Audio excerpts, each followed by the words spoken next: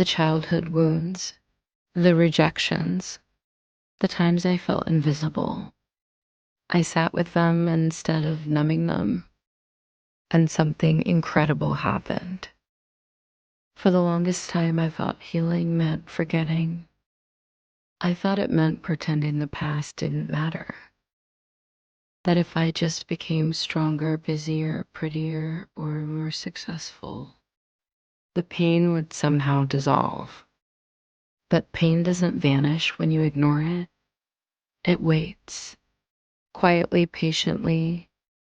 It hides in the corners of your mind, in the way you flinch at love, in the way you shrink when someone raises their voice, in the way you over-apologize for existing. Those wounds from childhood, they didn't disappear.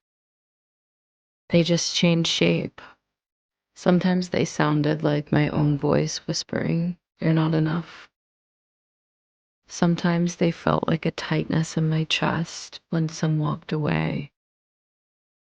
And sometimes they showed up in silence, in that numbness that felt safer than feeling anything at all. Psychologists say that during childhood, our brains record every moment like wet cement. Every tone of voice, every look, every rejection. And those early impressions become the architecture of our self-worth. The amygdala, the small almond-shaped part of our brain, is constantly scanning for danger. If love once meant rejection, the amygdala learns to equate closeness with pain. If being ourselves led to disapproval, the brain starts protecting us by hiding our true emotions. That's how trauma works, not only in what happened, but in what we had to suppress to survive.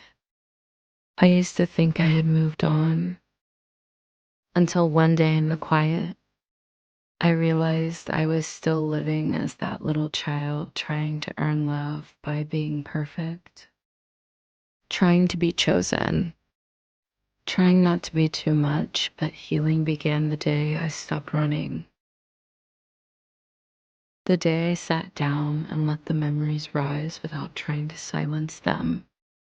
It was terrifying, because sitting with your pain means sitting with every version of yourself you've tried to bury.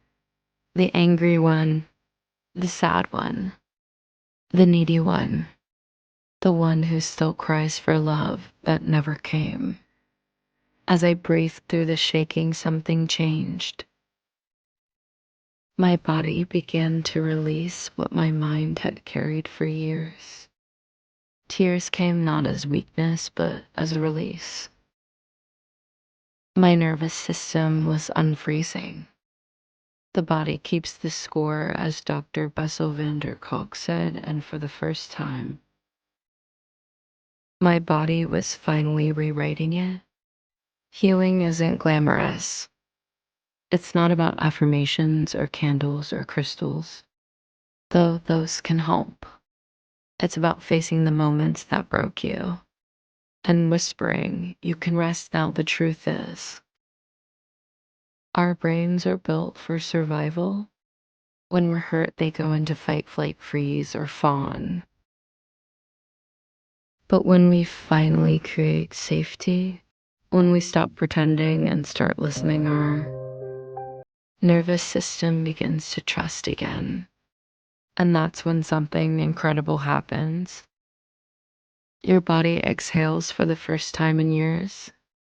Your heart opens not to others yet, but to yourself. That's how my healing began.